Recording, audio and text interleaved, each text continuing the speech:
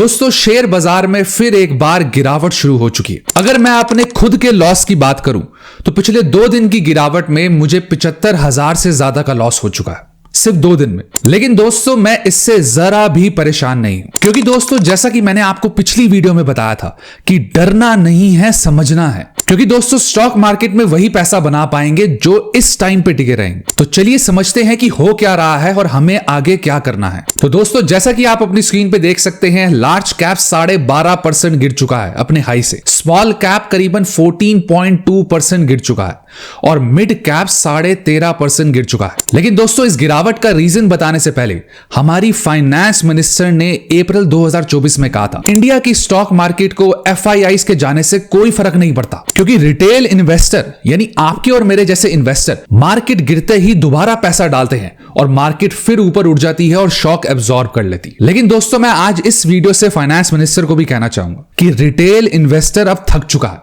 और उनके पैसे पेड़ पे नहीं उगते हैं, उनको फर्क पड़ता है। अब दोस्तों आते हैं कि मार्केट गिर क्यों रही है और आगे क्या करना है। तो दोस्तों पहला रीजन मार्केट गिरने का है डोनाल्ड ट्रंप। दोस्तों डोनाल्ड ट्रंप ने एक नया फरमान निकाला है कि वो ब्रिक्स कंट्रीज के ऊपर, यानी जो कंट्रीज ब्रिक्स के अंदर आती हैं, उन सब के ऊपर टैरिफ लगा देंगे अगर उन्होंने डॉलर को छोड़ के किसी और करेंसी में ट्रेड किया, यानी किसी और करेंसी में व्यापार किया। दोस्तों ब्रिक्स में आते हैं Brazil, Russia, India, China, south Africa और कई सारे नए देश शामिल हो रहे हैं। और सिर्फ ये ही नहीं, और बहुत सारी कंट्रीज को वो धमकी दे रहे हैं कि इस पे भी टैरिफ लगा देंगे, उस पे भी टैरिफ लगा देंगे। तो दोस्तों जब धमकी सबको मिल रही है तो स्टॉक मार्केट तो सबकी गिरी होगी इंडिया की तरह, है ना। तो पहले चेक कर लेते हैं कि सबकी स्टॉक मार्केट गिरी है कि नहीं। तो दोस्तों अब आप अपनी स्क्रीन पे पूरे वर्ल्ड यानी पूरी दुनिया की स्टॉक मार्केट देख सकते हैं। तो जैसा कि आप देखेंगे ये पहले 3 इंडिया की स्टॉक मार्केट है और यहां सब कुछ लाल है। वहीं दोस्तों आप इसके नीचे यूएस की देख सकते हैं। यूएस की स्टॉक मार्केट में सब कुछ ग्रीन है, यानी यूएस की स्टॉक मार्केट उठ रही है। कनाडा की स्टॉक मार्केट भी देखेंगे तो वो भी उठ रही है, ब्राजील की भी उठ रही है, जर्मनी की भी उठ रही है, रशिया की भी उठ रही है। तो दोस्तों यानी सिर्फ इंडिया की स्टॉक मार्केट ही गिर रही है डोनाल्ड ट्रंप की धमकियों से। तो दोस्तों अब आप अपनी स्क्रीन पे उसका रीजन देख सकते हैं। तो आप अपनी स्क्रीन पे सारी कंट्रीज का पीई रेशियो देख सकते हैं। पीई क्या होता है कि वो बताता है कि महंगा है स्टॉक मार्केट या सस्ता है। तो जैसा कि आप देखेंगे यूनाइटेड स्टेट्स का है 27.61, इंडिया का है 24 और बाकी जितनी भी कंट्री हैं उसका इंडिया से कम है। यानी सिर्फ एक यूएसए की मार्केट है जो इंडिया से ज्यादा महंगी है और बाकी सारी कंट्रीज इंडिया से सस्ती हैं। यानी दोस्तों यूएसए की धमकी का असर हमें ज्यादा इसलिए हो रहा है क्योंकि हमारी मार्केट बहुत ओवरवैल्यूड है, यानी महंगी है। दोस्तों ये सब मैं आपको बहुत आसान भाषा में समझा रहा हूं, इसलिए एक लाइक एंड सब्सक्राइब कर देना। तो दोस्तों अब आते हैं अपने दूसरे रीजन पे, यानी ओवर वैल्यूएशन। तो दोस्तों आप अपनी स्क्रीन पे निफ्टी का पीई वैल्यूएशन का इंडिकेटर देख सकते हैं। ये हमें क्या बताता है कि इंडिया की मार्केट सस्ती है, महंगी है, बेचना है, खरीदना है या क्या करना है। तो इसमें आप देख सकते हैं कि 4 कलर हैं, ग्रीन, येलो, ऑरेंज और रेड। तो जब मार्केट ग्रीन के अंदर होती है तो इसका मतलब है कि मार्केट अब सस्ती हो चुकी है। जब येलो के अंदर होता है तो मार्केट की वैल्यूएशन ओके है, यानी ना ओवर वैल्यूड है ना अंडर वैल्यूड है।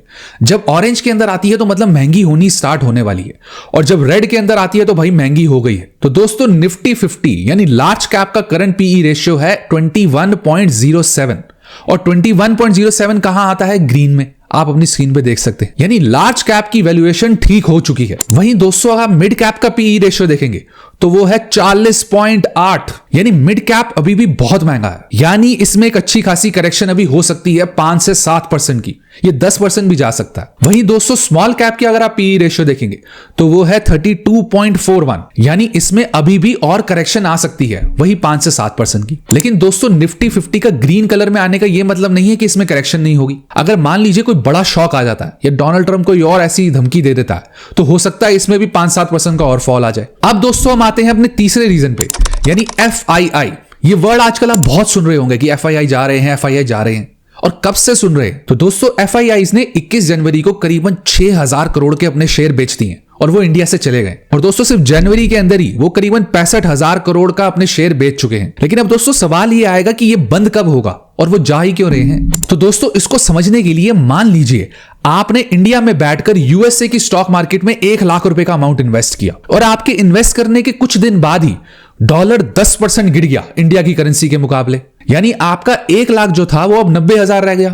और मान लीजिए यूएसए की स्टॉक मार्केट ने 12% का रिटर्न दिया, यानी आपको सिर्फ टोटल रिटर्न मिला 2% का, क्योंकि 10% तो आपकी करेंसी की वैल्यू वैसी कम हो गई थी। तो दोस्तों एफआईआई के साथ भी सेम हो रहा है। डॉलर के मुकाबले इंडियन रुपी लगातार गिर रहा है, तो वो यहां पैसा क्यों डालेंगे? उनके यहां पैसा डालते ही इंडियन रुपए और गिर जाता है, जिससे उनका पहले ही 5-10% कम हो जाता है। इसलिए उनके लिए एक घाटे का सौदा है। और दोस्तों आखिरी रीजन है मार्केट गिरने का, इकोनॉमी और खराब रिजल्ट। दोस्तों इंडियन कंपनीज के रिजल्ट अच्छे नहीं आ रहे, यानी एक्सपेक्टेड रिजल्ट जितने थे उतने भी नहीं आ रहे। आप जोमेटो का एग्जांपल ले सकते हैं। जोमेटो का आप सब जानते होंगे, पिछले 1 महीने में जोमेटो का शेयर 23% गिर चुका है। जी हाँ, 23%। और दोस्तों इसका इतने ज्यादा गिरने का कारण है ओवर वैल्यूएशन।